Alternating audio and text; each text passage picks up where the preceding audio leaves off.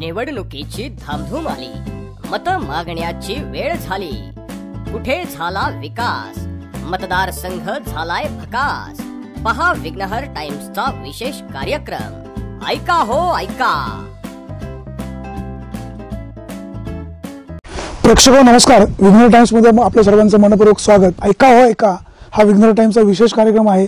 या शिरूर लोकसभा मतदारसंघामध्ये विकास झालाय का, जनतेचे प्रश्न सुटलेत का झालाय भकास, हा समजून घेण्याचा आपला प्रयत्न आहे. आपल्या सोबत एक प्रगतशील शेतकरी, एक अभ्यासू नेतृत्व, जुने काळचे BSc ॲग्री बाबाजी शेठ नेरकर. पण राजकारणावर त्यांचं लक्ष आहे, प्रभुत्व आहे.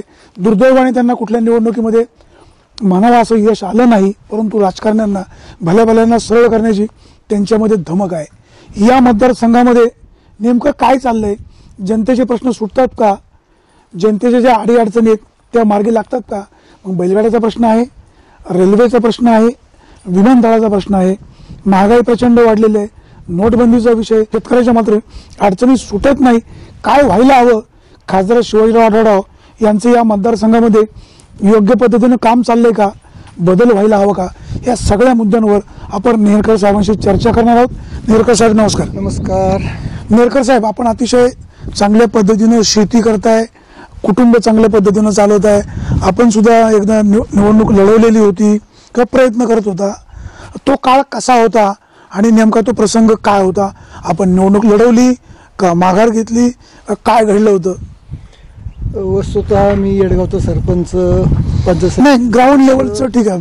विधानसभा वगैरे विधानसभेला मला तिकीट मिळालेलं होतं कुठल्या पक्ष, पक्षातर्फे. त्यावेळेला केंद्रामध्ये VP सिंगांचं सरकार होतं, मोराजीबाईंचं सरकार होतं आणि यांनी माझ्यासाठी तिकीट आणलं होतं. वातावरण खूप चांगल्या पद्धतीचं आणि अनुकूल असं वातावरण होतं. वस्तुतः त्यावेळेला सर्व लोकांची अशी धारणा होती की आता बाबाजी नेरकर उभे राहिले म्हणजे हे निश्चितपणे यश मिळवणार. 1985ला वल्लभ शेठ बेनके निवृत्ती शेठ शेरकरांच्या विरोधात पहिली निवडणूक लढली. 85ला हो, 1985ला 78ला मी पंचायत समितीवरती निवडून गेलो. पंचायत समितीला कुठल्या पक्षाकडून? जनता पक्ष. त्यावेळेला पंचायत समिती म्हणजे तात्यासाहेब गुंजाळ, तुम्ही, प्रकाश माधव डोके, लेंडे अशा आम्ही होतो. माधव दांगट पुन्हा नव्हते. ते कुठल्या पक्षात होते? नाही, ते पंचायत समिती नव्हतेच. नाही, पंचायत समितीला नव्हते, जनता दलामध्ये. जनता पक्ष होता. जनता पक्ष आणि काँग्रेसची आणि आमची युती होती बरोबर. त्यावेळेला पंचायत समितीमध्ये आमचा गट होता. विश्वास वाईकर आणि डुंबरे ओतूरचे असं आमचा 6 लोकांचा गट त्या ठिकाणी कार्यरत होता. खूप चांगल्या पद्धतीने सहभागी शिवाजीराव खायला होते. पण खूप चांगल्या पद्धतीनं त्यावेळेला पंचायत समितीचा कारभार चांगला कसा होईल या दृष्टिकोनातून सर्वांचे खूप नेटाचे प्रयत्न असायचे. दुर्दैवानं माझा ॲक्सिडेंट झाला 1982 साली. ॲक्सिडेंट झाल्यामुळे मला पंचायत समितीमध्ये खूप दिवस जाता आलं नाही, 3-4 वर्ष. पण त्यावेळेला मग माझं सदस्यत्व रद्द झालं.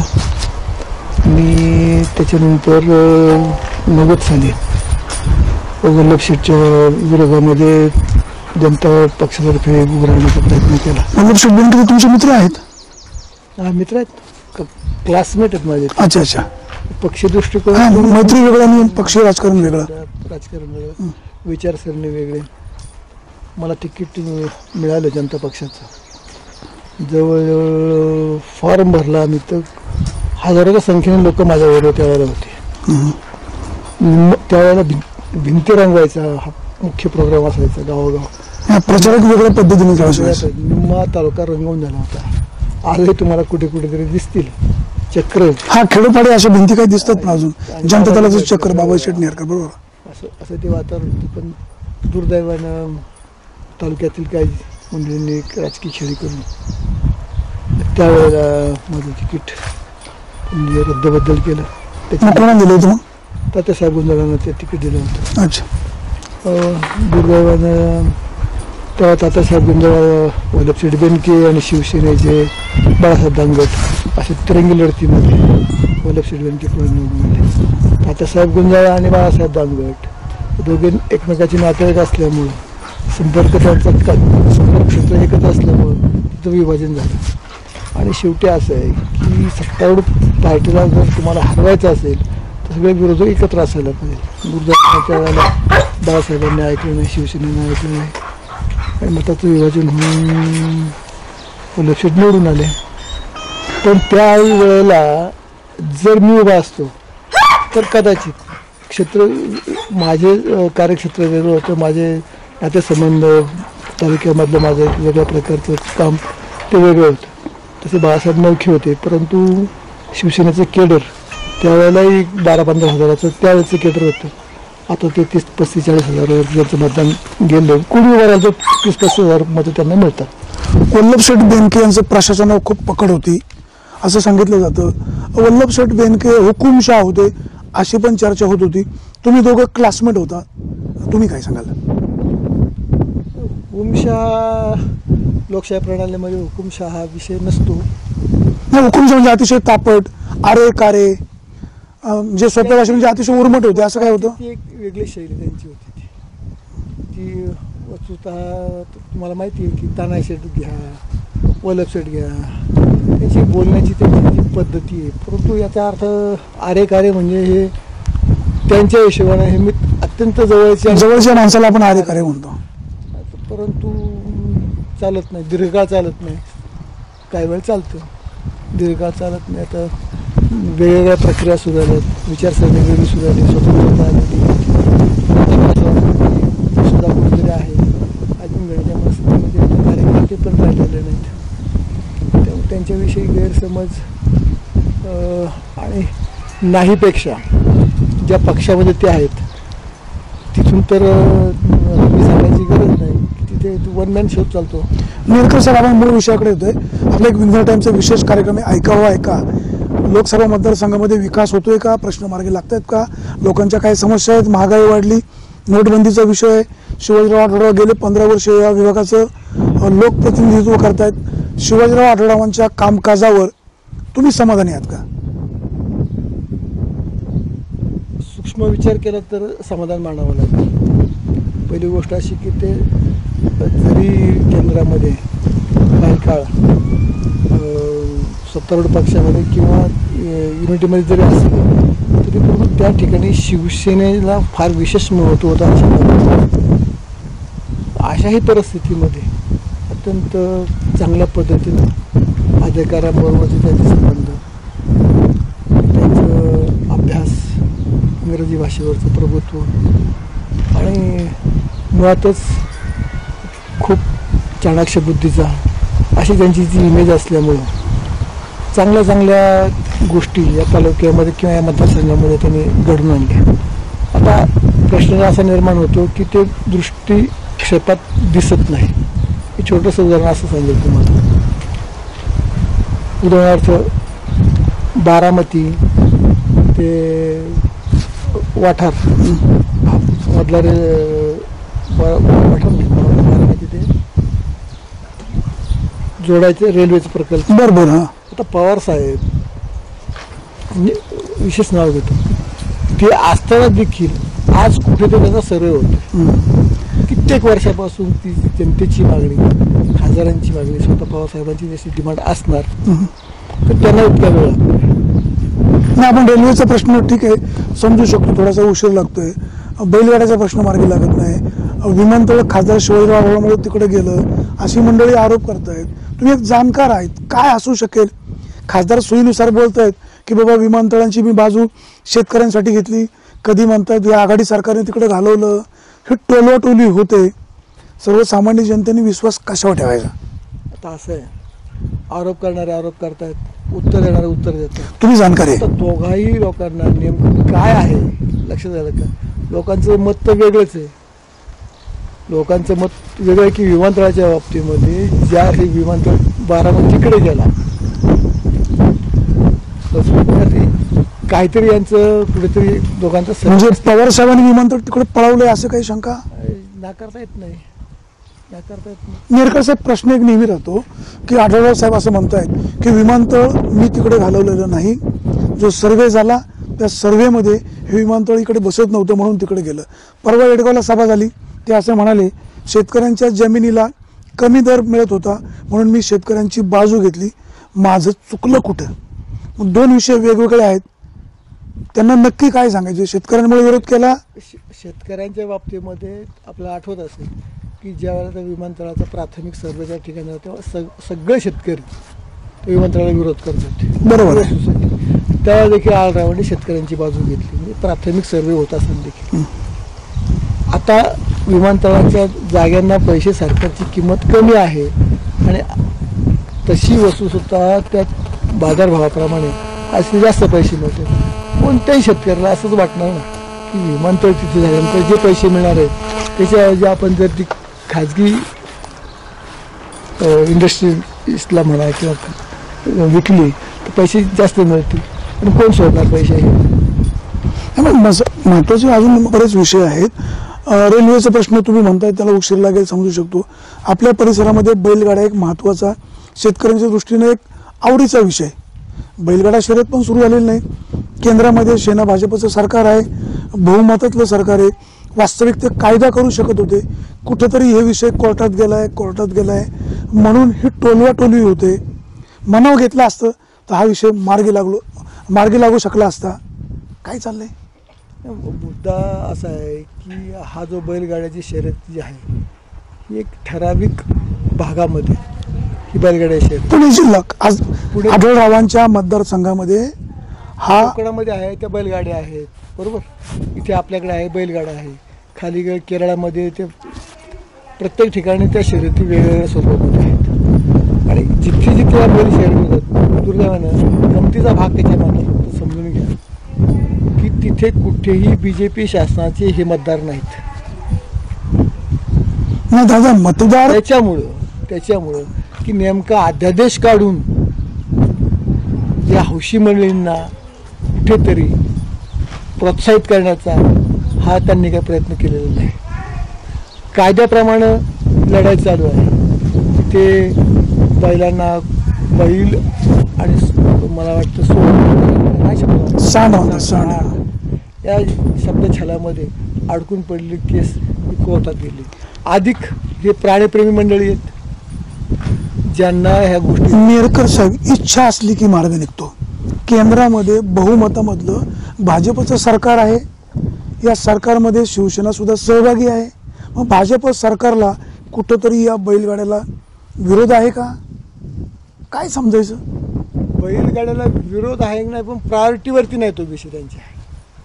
विरोध स्पर्धा सुरू व्हावी ज्याला आपण म्हणतो प्रायोरिटीवरती विषय नाही किंवा त्या गोष्टीमुळं अजिबात बहुजनांचं किंवा बहुसंख्यांचं काय अडून पडले अशातला काही भाग नाही अशी त्यांची एक धारणा असावी. या अगोदरचं सरकार राष्ट्रवादी काँग्रेसचं होतं, यांनी सुद्धा म्हणावा असा बैलगाडी शर्यतीसाठी काही प्रयत्न केला नाही आणि ती मंडळी आज आढळरावांच्या नावाने बोटं मोडत आहेत. काय नेमकं काय समजायचं? आढळरावांची पहिली जी इलेक्शन झाली त्या पहिल्या इलेक्शनमध्ये बैलगाड्यांचे मालक, बैलगाड्यांचे हौशी सगळे मंडळी यांनी खूप असं मोठं त्यांचं योगदान खासदार निवडून येण्यामध्ये आहे. आणि त्या वेळापासून हे सगळं मग ऑपोजिट पार्टीची जी मंडळी असतील, मग ते राष्ट्रवादी असो काँग्रेस असो, त्यांच्या लक्षात आलं की ही जी संख्या आहे या मतदारसंघामध्ये विशेष करून उत्तर पुणे जिल्ह्यामध्ये ही अशी मोठी लोकसंख्या आणि जनसंख्या असल्यामुळे त्यांच्यामुळं जी काय निर्णायक मतं आघाडीची आढळवायला मिळतात ती कुठेतरी कमी करायला पाहिजेत. मग त्यांनी पण या स्वरात सूर मिसळून आत्ता मिळतं. पण त्याच्या अगोदर हे प्रश्न निर्माण झालेच नव्हते. ज्या वेळेला काँग्रेस पार्टीचं किंवा मनमोहन सिंगाच्या काळात पण त्याच्या अगोदर म्हणजे 2000 सालापूर्वी हे विषय नव्हते. त्याच्यामुळे त्यांनी त्याच्यावरती लक्ष घालण्याचा मुद्दा आला नाही. परंतु ज्या वेळेला ही सगळी गोष्ट आढळरावांना ही सगळी मंडळी साथ देत आहेत हे सगळे मग आम्ही पण त्याच्यामध्ये मग आढळरावांची विमा कंपनी, मग आपली दुसरी विमा कंपनी काढली वगैरे. हे बैलगाडी संघटनेमध्ये, मालकांमध्ये, हौशी मंडळीमध्ये बैलगाडा शर्यत सुरू होण्यासाठी ही सगळी मंडळी ह्या विषयापुरतं एकत्र काय नाही. विभाजन झालं ना, त्याला राजकीय विभाजनच म्हणूया आपण. एकत्र आलं तर मतांवर परिणाम, काही वळसे पाटलांच्या बाजू किंवा विरोधकांच्या बरोबर. आणि मग ही अशी जेव्हा झालं की मग त्याचा श्रेयवाद कोणाला द्यायचा, हे दोन्ही माणसं, मला श्रेय मिळालं पाहिजे, त्या जे काम करेल वस्तुस्थिती आहे त्याला त्याचं श्रेय मिळेल. त्याच्या वादामध्ये खासदार आढळरावांचे प्रयत्न तसे बऱ्यापैकी दिसत आहेत आणि तो माणूस लढवाई आहे. कोर्टामध्ये गेलेले आहेत, ते कोर्टामध्ये त्यांनी पुरावे दिलेले आहेत, कोर्टामध्ये लढतायत, ते म्हणतायत की मी वैयक्तिक वकील दिलेला आहे वगैरे वगैरे. आणि हौस आहे. आम्ही पाहिली, म्हणजे 15 वर्षापूर्वी पण पाहिलं की त्यांना गाड्याची प्रचंड मोठी हौस. तरुणांना रोजगार उपलब्ध करून देऊ, नोकऱ्या मिळवून देऊ अशा प्रकारचं आश्वासन आढळरावांनी दिलं होतं. विकास आराखडा तयार केला होता, मात्र तो कुठं दिसत नाही. आपल्या भागामध्ये MIDC मोठ्या प्रमाणात आहे, परंतु तरुणांना आज कुठं नोकऱ्या मिळत नाही. काय व्हायला पाहिजे आणि आढळरावांचं जोखीम कितपर्यंत त्यांनी पुढे नेली, दिलेला शब्द पाळलाय का, तुम्हाला काय वाटतंय? नोकऱ्या संदर्भामध्ये आता हा जो प्रश्न आहे, हा अखंड भारतामध्ये तो सेम प्रश्न आहे, सगळीकडेच प्रश्न आहे. इंडस्ट्री यायला पाहिजे तर तालुक्यामध्ये GMRTमुळे आपल्याकडे इंडस्ट्री येत नाहीत.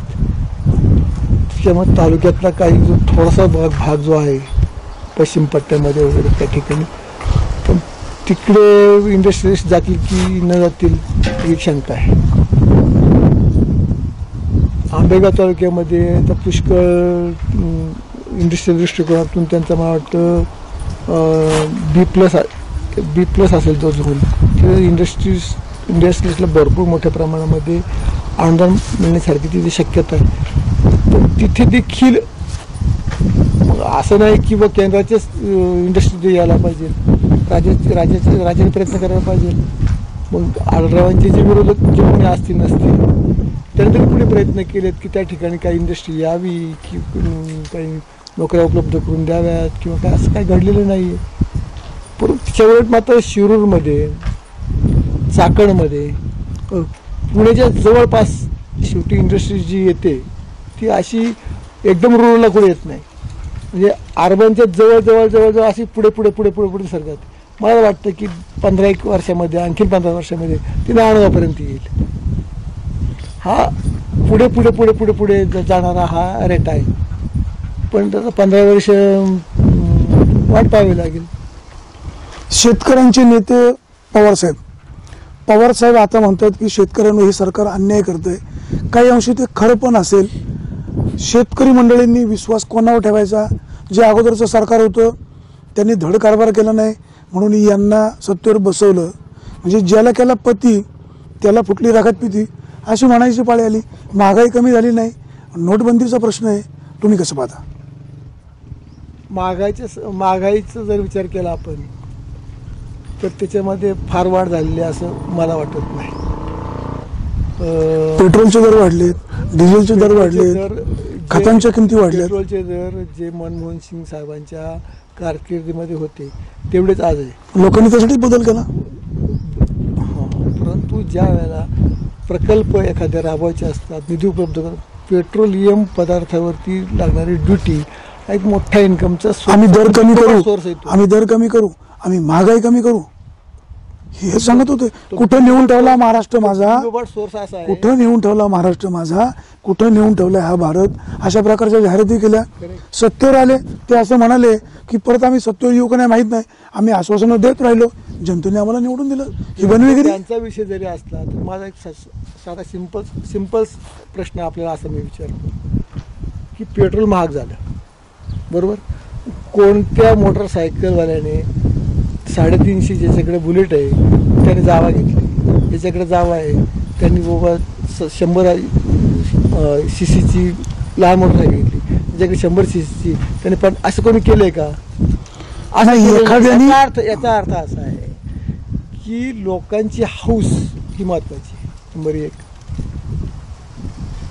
आणि आता कार तुम्ही बघा, प्रत्येकाची रेस काय, स्पर्धा काय की आलिशान गाडी, एअर कंडिशन पाहिजे, फास्ट ट्रॅक पाहिजे, पळली पाहिजे, मी लोकांच्या पुढे गेलं पाहिजे, माझी गाडी शानदार दिसली पाहिजे.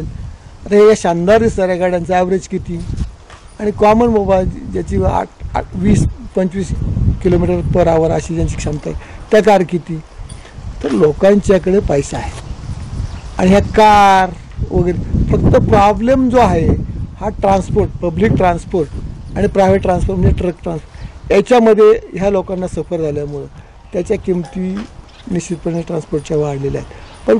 पण पेट्रोल वापरणारी जी मंडळी आहेत, विमानाचा प्रवास वाढले तर काही कॉमन माणूस याच्यामध्ये जात नाही. मग अशी मोटरसायकलवाल्यांनी सांगितलं का बरं लोकांनी का कमी करू नये, हसवार का कमी करू नये, नाही करत. म्हणजे याचा अर्थ सस्टेनेबल आहे, त्यांना परवडण्यासारखी सर्व गोष्टी असल्यामुळे ते वापरतात. किती गाड्या किती घरामध्ये 3-3, 4-4, 5-5 गाड्या आल्या. हे लक्षण प्रगतीचे का अधोगतीचे? म्हणजे तुम्हाला असं म्हणायचं भाजप सरकार आल्यामुळे ही प्रगती झाली, सेना भाजपचं सरकार त्यांच्यामुळे झाली की कोणामुळे झाली हा विषय महत्वाचा नसून वस्तुस्थिती तुम्हाला दिसते. वास्तव आपण स्वीकारणार. सरकार दुसरं कोणाचं असतं तरी ही प्रगती झाली असती, गाड्या घोड्या आल्याच असतात. प्रश्न असा आहे की तुम्ही जी अभिवचनं दिली होती त्याच्या पूर्ततेचं काय? त्यांची अभिवचनं काय होती खरं प्रामाणिकपणे माझ्या तर काय लक्षात नाही. पण महागाई कमी करू, एक मात्र निश्चितपणे मला या ठिकाणी सांगता येईल की GST, नोटाबंदी याचा पूर्ण ॲडव्हान्टेज जर कुणी घेतला असेल तर तो व्यापाऱ्यांनी त्याचा ॲडव्हान्टेज घेतले. आजही GSTच्या नावाखाली तुम्हाला आता माझं एक बिल दाखवतो. साधा कागद आहे, साध्या कागदावरती एक वस्तू घेतली, त्या वस्तूची किंमत 325 रुपये पर आयटम असा आहे, प्रत्येक नागाची आहे. सगळं बेरीज केली, हमाली लावली, ट्रान्सपोर्ट लावलं त्याने आणि खाली बरोबर GST 18% लावलं त्याने. साधा कागद आहे, कुठे त्याच्यावरती GSTचा काय नाही, नंबर नाही, शिक्का नाही, काय नाही. आता मी ते वाचलं म्हणून मी त्याच्याबरोबर वाद घालू शकलो. पण बाकीचे जे सर्वसामान्य माणसं आहेत त्यांना काय, सरकारने GST लावली त्याचा असा दुरुपयोग होतो, व्यापारी मंडळी बनवेगिरी करतायत असं सकृत असेल तरी असं वाटतंय. हे योग्य अयोग्य सरकारने काय केलं पाहिजे? मग नियोजन व्यवस्थित करायला नको? माझं स्वतःचं मत असतं की आता मला काय त्यातलं फारसं कळत नाही की मी अर्थतज्ञ नाही, पण हा GST एक रकमी जिथं प्रोडक्शन होते तिथंच एक GST. मग तो आता समजा 18% आहे, प्राईस ॲक्सेसिंग करत डिस्ट्रीब्युटर एजन्सी वगैरे करत त्यांची ती वाढ होत राहते. तिथे जर एकदम जर तो कट केला असता, तिथूनच जर वसूल केला असता आणि पुढे त्याच्यामध्ये काही ॲक्सेसिंग करत सिंपल वेळ झाला असता, तिथेच लावून आला असता तो GST. या किरकोळ व्यापाऱ्यांना त्रास झाला नसता आणि सर्वसामान्य माणसाला देखील कळते न कळते किंवा याच्यामध्ये काय घोळ आहे हा सुद्धा त्यांच्या पुढं प्रश्न उपस्थित झाला. अचानक नोटबंदी केली, सर्वसामान्य माणसाला खूप त्रास झाला. हा निर्णय सेना भाजप सरकारचा कितपत योग्य, तुम्ही काय सांगाल? प्रामाणिकपणे सांगतो की मी सुद्धा एक सर्वसामान्यच माणूस आहे, मला त्याचा 0 त्रास झाला. मी सेना भाजप सरकारचा हा निर्णय योग्य, सामान्य माणूस आहे, मला याचा 0 त्रास झाला. कारण की मी शेतकरी असल्यामुळं 70-80% लोक आपल्याकडे आपण पाहतो. जी लोक रांगेत उभे राहायची, लोकांना पैसे मिळत नव्हते, 2000 रुपयेच काढायला लागायचे, वास्तव आहे. अहो आम्ही रांगेत उभे राहिलो होतो, पैसे मिळत नव्हते, हे खोटं आहे. मी सांगतो ना, मी सुद्धा तुमच्यासारखे तुम्ही तर मोठे आहात, मी कॉमन माणूस आहे. मी सर आम्ही सुद्धा कॉमनच आहोत. पैसे ज्या वेळेस नोटबंदी आली त्यावेळेस 2-2 रुपये मिळायचे, लोकांची लग्न होत नव्हती, पैसे रकमा मिळत नव्हत्या. ही वस्तुस्थिती आहे. आपल्याला कोणाला बदनाम करायचं नाही, पण नोटबंदीचा झटका सर्वसामान्य माणसाला, प्रामुख्याने शेतकरी वर्गाला. अहो जी मजूर लोक कामाला यायचे त्यांच्या लोकांना पैसे द्यायला पण नसायचे. सर्वसाधारणपणे तो अकस्मात घेतलेला निर्णय आणि जशी पाठीमागची एकदा नोटबंदी इंदिरा गांधी पंतप्रधान असताना त्यावेळेला आर्थिक व्यवहार बँकांमधून फार कमी चालायचे इंदिरा गांधीच्या काळामध्ये. आता कसं झालं की जवळजवळ लोक बँकांकडे वळालेले आहेत. लोकांना बँकिंगची सवय झाल्यामुळे पैसा कुठे ठेवायचा तर काय 4%, 2%, 6% मिळत असतं अशा हिशोबाने. त्याच्यामुळं बँकांकडे लोकांचा गर्दी दिसली, ही वस्तुस्थिती. पण ती किती काळ, मला वाटतं की त्यांनी 30-40 अमेंडमेंट त्याच्यामध्ये काढले, दररोज काढत होते. तसे जसे प्रॉब्लेम राहील तसे ते अमेंडमेंट करत होते की कोणाला किती. याच्या अगोदर जर नियोजन व्यवस्थित केलं असतं, नियोजन त्याने जर व्यवस्थित केलं असतं, त्यांच्या डोक्यामधली जी कल्पना एक मला वाटतं बरं का, हे आपण जस्ट चर्चा करतोय त्यांचं काय असेल. 100% असं वाटतं की कुठेतरी त्यांच्या डोक्यामध्ये असा विषय असणार, ते कोणाच्या व्यक्तीच्या विरोधात त्यांनी नोटाबंदी केली काही कारण नाही, बरोबर. पण त्यांच्या डोक्यात निश्चितपणे असा विषय होता की फेक करन्सी कुठेतरी मोठ्या प्रमाणामध्ये छापली जाते आणि ती मार्केटमध्ये येण्याची शक्यता आहे, फेक करन्सी. मग त्या फेक करन्सी येऊन कुठेतरी आपली आर्थिक घडी एकदम विस्कटून जाण्याची शक्यता नाकारता येत नाही. आणि म्हणून आता शेवटी हे तर गुप्त ठेवावंच लागेल, आणि म्हणून अकस्मात त्याने निर्णय घेतला आणि ती कदाचित ती फेक करन्सी बंद मार्केटमध्ये येण्याचं थांबलं असेल. स्वतः माझा असं एक माझं अंदाज आहे माझ्या. नेरकर साहेब, आता आपण केंद्रातून पुन्हा आपल्या मतदारसंघामध्ये येऊ. आपल्या मतदारसंघामध्ये राजगुरुनगरपासून तर आळेफाट्यापर्यंत जो राष्ट्रीय महामार्गाचा विषय आहे तो गेले अनेक दिवस लोंबकळत पडलेला होता, आता कुठेतरी मार्गी लागतोय. एवढे दिवस हा प्रश्न मार्गी लागला नाही, ट्रॅफिकचा त्रास खूप व्हायचा. आढळरावांची ती जबाबदारी होती, ते म्हणतात मीच मार्गी लावली, चांगलं केलं, माझ्यामुळं झालं. लोकांना त्रास होतोय, तो कोणामुळे, ती जबाबदारी कोणाची? प्रकल्प रखडला आता, तर त्या रखडण्या पाठीमागं जी कारण मीमांसा आहे, तर एकतर अधिकारी, कॉन्ट्रॅक्टर या दोन गोष्टींचा जास्त त्याच्यामध्ये कारणीभूत आहे. आता खासदारांनी त्याच्या संदर्भामध्ये मग तो प्रश्न निर्माण झाल्यानंतर तो सोडवता कसा येईल हे पाहणं त्यांचं काम आहे. प्रश्न जर अगोदर असा असता तर मग त्यांनी खासदार कमी पडले, कदाचित काय प्रश्न निर्माण होणार आहे याचा अंदाज गांभीर्य आलं नाही, अंदाज घेण्यामध्ये कमी पडले. गांभीर्य नाही असं म्हणता येणार नाही. गंभीर आळराव गंभीर आहेत, क्वचित असतात ते गंभीरच आहेत. नाही, मतदारसंघावर त्यांचं पूर्ण लक्ष आहे, हे वास्तव आहे. सर्वसामान्य माणसाला त्यांच्याशी बोलणार, त्याच्या अडीअडचण समजून घेणार, हे जरी खरं असलं तरी आढळरावांमध्ये आता कुठंतरी बराच बदल झालाय. आता बदल व्हायला हवा असं विरोधक म्हणतायत. तुम्ही काय सांगाल? कसं आहे, गंमत म्हणून फक्त विचार करा बरं का, अजिबात बाकी तुम्ही त्याचा वेगळा अर्थ कोणी काढू नका. मला हे सांगा की पुणे जिल्हा हा पवार साहेबांचा, आता हा मतदारसंघ कोणाला दिला आहे? शिवसेनेला दिला, पवार साहेबांना दिलेला आहे, राष्ट्रवादी काँग्रेसला, बरोबर. आता गेली 2000 सालापासून 17-18 वर्ष झाले राष्ट्रवादी काँग्रेसला, आणि पवार साहेबांना तर किती वर्ष, 50-60 वर्ष, 60 वर्ष राजकारण. या मतदारसंघामध्ये आढळरावांच्या विरुद्ध उभा करायला राष्ट्रवादीचा नेता म्हणून त्यांच्याकडे आज माणूस दिसत नाही, त्यांना माणूस इम्पोर्ट करावा लागतोय. हे आढळरावांचं यश आहे की अपयश आहे, याचं फक्त मला थोडंसं जर तुम्ही कारण, म्हणजे आढळरावांच्या विरोधात उमेदवार मिळत नाही म्हणून आढळरावांचं काम चांगलं असं म्हणायचं? मिळत नाही अशातला भाग. मग सुचवायचे काय?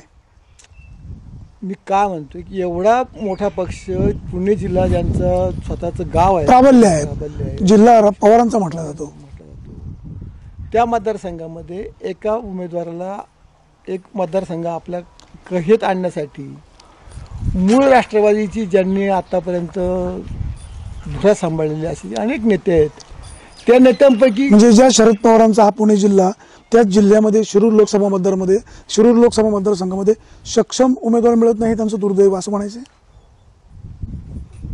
मिळत नाही की ते उभे राहत नाहीत, काही कारणास्तव उभे राहत नाहीत.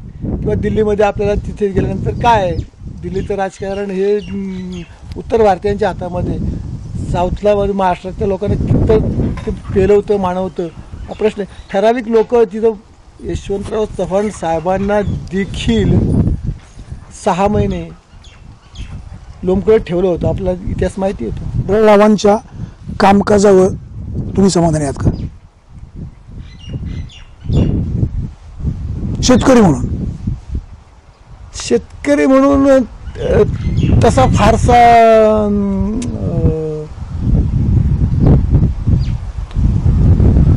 त्यांचं शेतकऱ्यांसाठी म्हणून त्यांनी फारसं काही विशेष काही लक्ष घातलं असं म्हणणार नाही. परंतु हे मात्र तुम्हाला जाणीवपूर्वक समजून घ्यावं लागेल की अटल बिहारी वाजपेयी साहेबांच्या काळामध्ये सुरू आलेली पंतप्रधान सडक योजना जास्तीत जास्त तुम्ही अंदाज घ्या. मी निष्णात पत्रकार आहात, अभ्यासू आहात. जास्तीत जास्त सडका आढळरावांच्या काळात आलं, हे वास्तव आहे. काळामध्ये आणि या मतदारसंघामध्ये ती फॅक्ट. खासदार शिवाजीराव आढळराव यांच्या काळामध्ये पंतप्रधान ग्राम सडक योजनेची जास्त कामं आपल्या मतदारसंघात झाली, ही वास्तव आहे. शेतकऱ्यांसाठी भरीव काही योजना केली नाही, हेही वास्तव आहे. बैलगाड्याचा प्रश्न लोंबकळत ठेवलाय, हेही वास्तव आहे. सर्वसामान्य माणसाला आपल्यासे वाटणारे खासदार, हेही वास्तव आहे. 2019च्या निवडणुकीमध्ये चौथ्यांदा शिवसेनेकडनं त्यांनाच उमेदवारी मिळणार आहे, हेही वास्तव आहे. त्यांच्या विरोधामध्ये राष्ट्रवादी काँग्रेस जुन्नर तालुक्यातील उमेदवार डॉक्टर कोल्हे देण्याची शक्यता आहे, हेही वास्तव आहे. एक संभाजी मालिकेमध्ये काम करणारा एक हिरो त्यांच्या विरोधामध्ये उभा केला जातोय. तुम्ही कसं पाहता?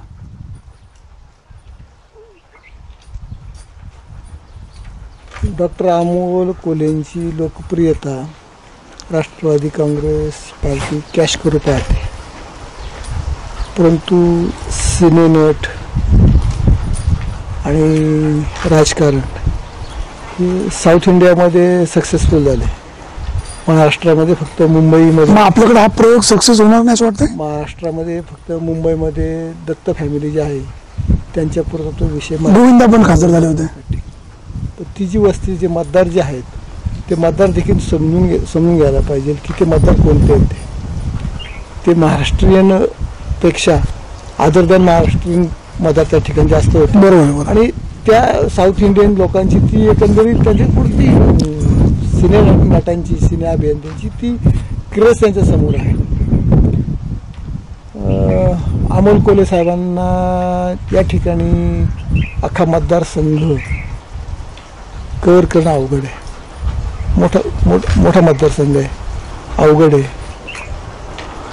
पहिल्यांदा आढळराव जेव्हा उभे राहिले तेव्हा मतदारसंघ एवढाच होता. काही मतदारांची संख्या वाढली असेल सुरुवातीला, तेव्हा नाही, त्यांना आवडच होता.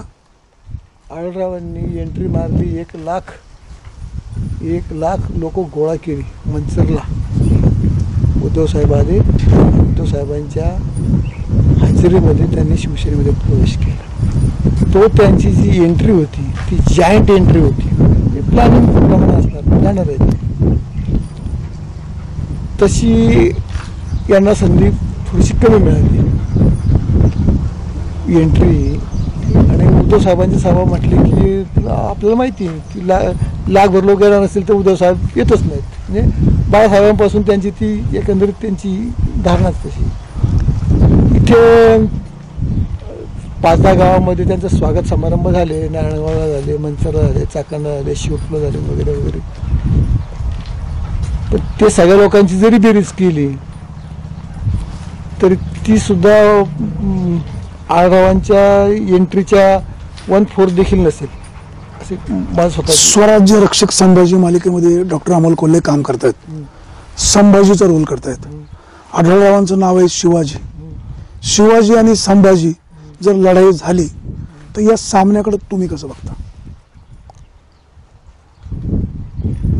शिवाजी आणि संभाजी, कोणतरी अनाजी दत्त आहे हे संभाजी आणि शिवाजीमध्ये. त्या अनाजी दत्तने किलमिश आणण्याचा प्रयत्न केलेला आहे.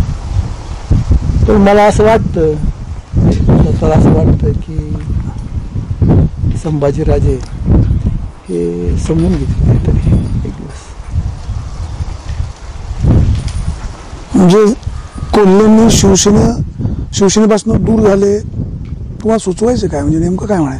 मला वाटतं की ती थोडीशी चुकत झाली असं मला स्वतःचं मत आहे. शिवसेना सोडायला नको होती. चांगलं कसं आहे केंद्रामध्ये आता BJPचं परवा पण एका ठिकाणी मी बोलून गेलो, BJPचं शिवसेनेचं आता पुन्हा सरकार येऊ घातल्यात, सर्व लेटेस्ट सर्व सुद्धा त्याच पद्धतीचे आहेत.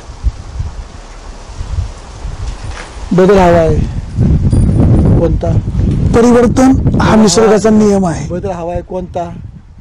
घराणेशाही बंद करून खऱ्या अर्थानं लोकशाहीला आणलेली पाहिजे, हे लोकांनी आता मनावर घेतलेलं आहे. तुम्ही सांगा ना साहेब, तोचपणा नको. तुम्ही सांगा ना साहेब, सोनिया गांधी, त्यांचा मुलगा राहुल गांधी, त्यांची मुलगी प्रियंका गांधी, त्यांचं नाव वडिलांचं नाव आता आलं, हो. 4 झाले. मेनका गांधी, आणखीन काय त्यांचं नाव ते जरी BJPचे असले तरी काय, वरुण गांधी, 6 माणसं एका कुटुंबातली. मग आढळराव चौथ्यांदा पुन्हा तेच उभे राहतात, याचा अर्थ काय घ्यायचा? शिवसेनेकडे दुसरा उमेदवार नाही.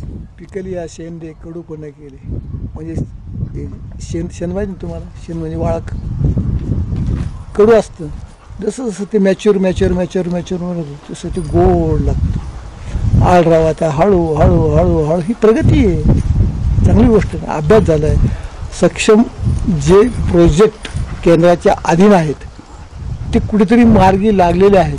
त्याचं आता कसं आहे, रेल्वेचं उदाहरणार्थ आता ॲक्विशनच्या प्रोसेसमध्ये याचा अर्थ काय झाला? आज उद्या मी म्हणतो की 5 वर्षांनी उदाहरणार्थ आढळराव समजा नसले तरी तो प्रोजेक्ट होणारच आहे, पण श्रेय आढळरावांना जाणार नाही का? त्याचं श्रेय आपल्याला 2004च्या निवडणुकीपासून आढळराव या मतदारसंघामध्ये नेतृत्व करतायत. प्रत्येक निवडणुकीला वेगवेगळ्या क्लुप्त्या वापरल्या गेल्या. 2014च्या निवडणुकीला गुजरातला गेले, नरेंद्र मोदींना मिठी मारली, मंत्रिमंडळामध्ये स्थान मिळणार असं पण सांगितलं, मंत्रिमंडळामध्ये घेतलं गेलं नाही. 2019ला काहीच लोकांना सांगतील असं आहे की आढळरावांना फोरकास्ट आहे काय करणार आहे. म्हणजे गुजरातला जाऊन नरेंद्र मोदी हे चलती नाणे वास्तव नाणे हे त्यांनी सगळ्या लोकांच्या राजकारणी लोकांच्या अगोदर त्यांनी ओळखलं आणि ती जाऊन मिठी मारली. मग लोकांच्या किती अगोदर त्यांना, मी मंत्री म्हणून असं सांगितलं, मी काय म्हणतो किती अगोदर त्यांना कळतं ॲडव्हान्स टेक्नॉलॉजी. आणि मग त्या गोष्टीचा फायदा BJPची इथली सगळी माणसं आढळरावांची आणि नरेंद्र मोदीची किती घनिष्ठ संबंध आहेत हे पटवण्यामध्ये ते यशस्वी आले. आणि राजकारणामध्ये डावपेच आहेत, आश्वासनं आहेत, ती पुरी होत न होत. कितीतरी लोक अशी आहेत की नुसती काही त्यांना कोणत्या गोष्टीचं ना सुख ना दुःख, आम्हाला कर्जमाफी होणार या नावाखाली लोक जात आहेत. आज MP मधली काय परिस्थिती, आज कर्जमाफीच्या संदर्भामध्ये प्रश्न निर्माण आहेत. सगळीकडे प्रश्न सगळे, पैसा नेमका यायचा कुठून? पेट्रोल स्वस्त करायचं, डिझेल स्वस्त करायचं, एक्साईज बुडवायचं, सत्तर येण्यासाठी काही पण आल्यावर वस्तुस्थिती करतात लोक. हे पूर्वी नव्हतं. म्हणजे आम्ही ज्यावेळेला सक्रिय राजकारणामध्ये होतो, आता थोडं असतो सक्रिय राजकारणामध्ये, फुल फ्लेजमध्ये ज्याला पण म्हणतो पूर्ण क्षमतेनं, त्यावेळेस मॉरॅलिटी असायची. हे भाजप सेनेचं सरकार शेतकऱ्यांसाठी काहीतरी करील अशी अपेक्षा सगळ्यांना होती, शिवसेनेला होती. 1 वर्षानंतर शिवसेनेने सत्तेचा मलिदा चाखला, मात्र सरकारच्या विरोधात बोलण्याची एकही संधी सोडली नाही.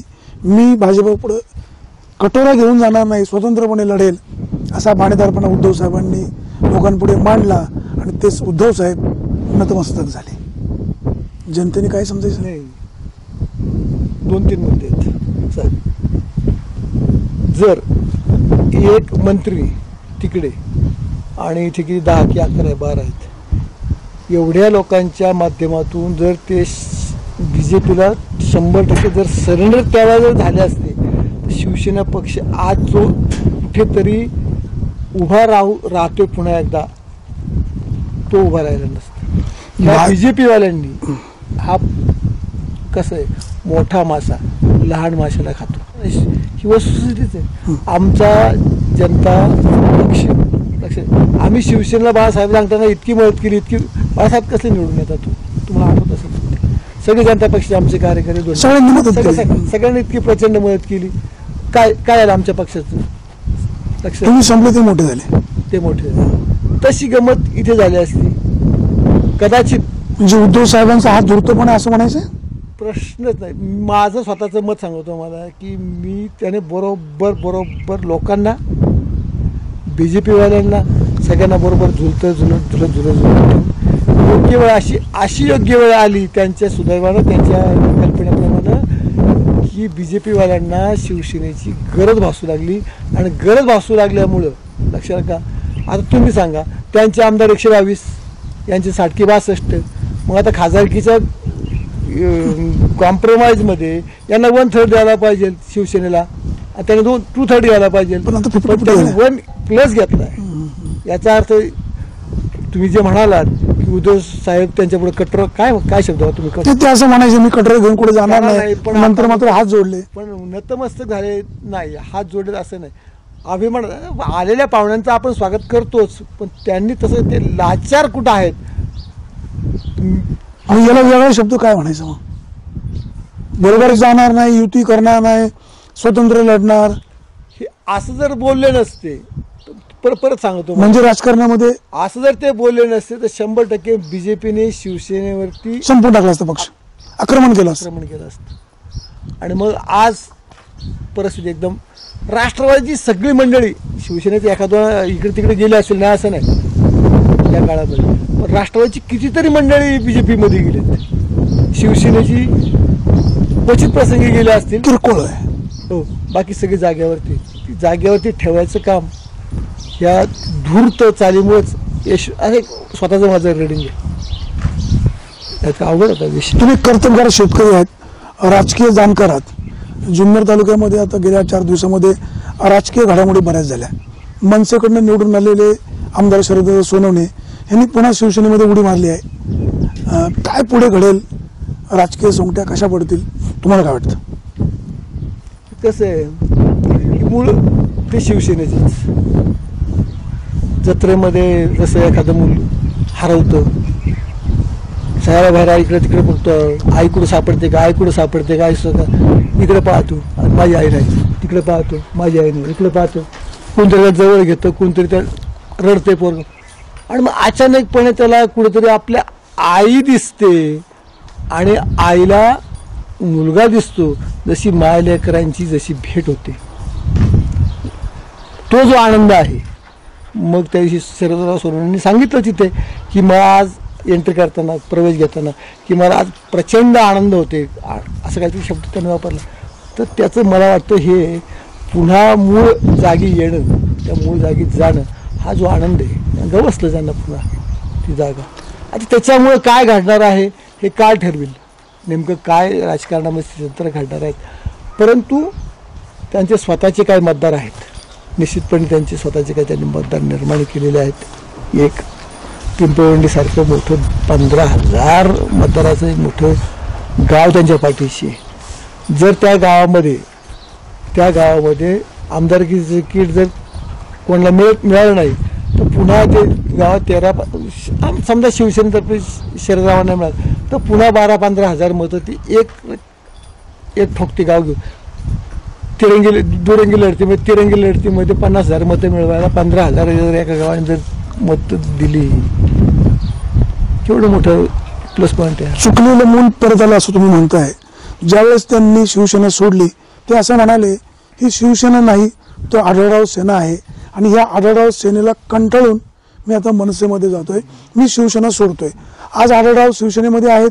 मग आताची जी शिवसेना आहे ही शिवसेना आहे का आढळराव सेना आहे? आणि सोनवणे जे आले ते आढळराव सेनेत आले का शिवसेनेमध्ये आले? आता शिवसेना वाढेल की शरद सेना वाढेल?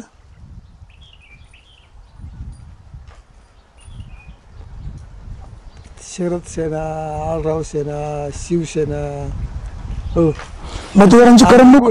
आणखीन कोणती सेना जरी असल्या तर ती एकच आहे, बाळासाहेब ठाकरेंची शिवसेना.